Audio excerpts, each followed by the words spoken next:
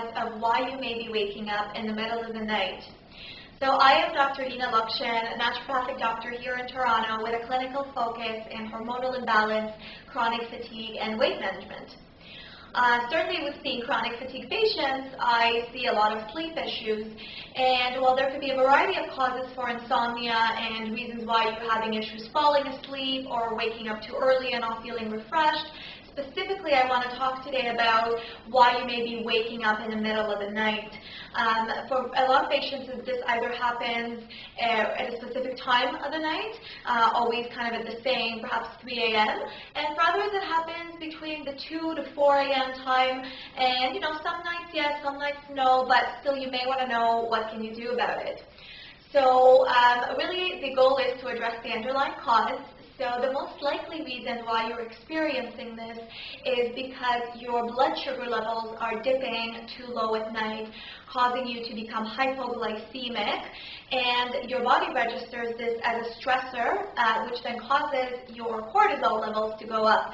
Cortisol is our stress hormone, which gives us energy, and kind of especially in this fight or flight situation.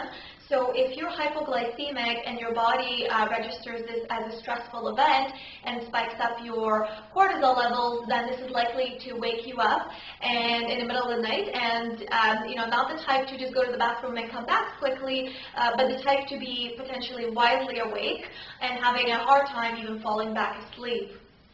So really what you want to be fixing is why are your blood sugar levels dipping in the middle of the night, and why are you experiencing hypoglycemia to begin with. Now I want you to understand this isn't only something that only people who are either overweight or pre-diabetic and have issues with blood sugar dysregulation that may experience this, but quite the contrary too, even people who are slim and who eat maybe healthy and small frequent meals may experience this. So especially if you're the type to have a lot of snacks in the day to keep you going, or the type that if you skip a meal you don't feel well, you become really hungry and angry and irritable, and the type that's just not going to be found anywhere without snacks. So this is actually the type of population that's more likely to experience this sort of issue. So first of all, you can fix this, especially in the short term, by eating a small snack before bedtime that will help stabilize your blood sugar levels overnight. So some things you want to be trying would be some nuts and seeds. And by the way, you may have heard that you should have some sort of a carb and a starch.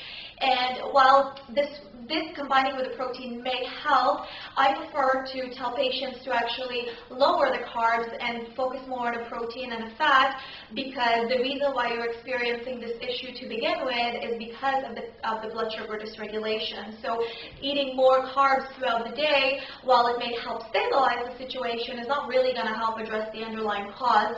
You're really going to want to try switching your macronutrients to eat more fats and protein.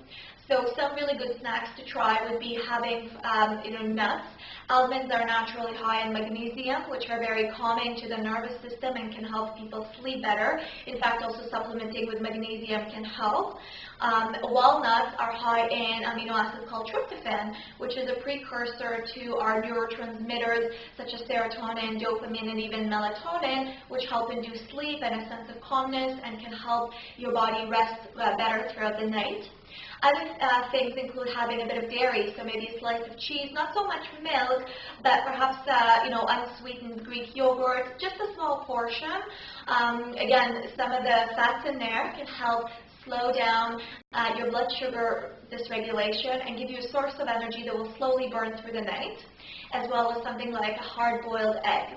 Other tips include having some, perhaps apple slices or some veggie sticks with a nut butter, so almond butter, maybe organic peanut butter, or some sort of another nut butter that you may like.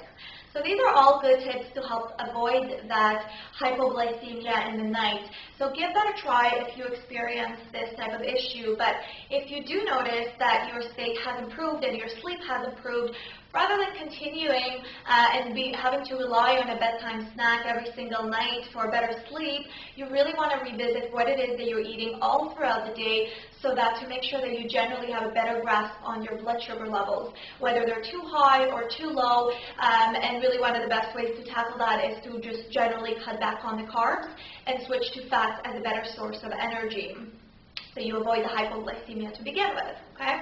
So I hope this helped. I will be sharing some other tips about sleep if you're perhaps struggling with falling asleep, and other video blogs. And as always, if you have any questions, I love to hear from you, so please message me, write me on Facebook or on Twitter or anywhere you'd like, and I would love to address them and share some tips to help you feel better.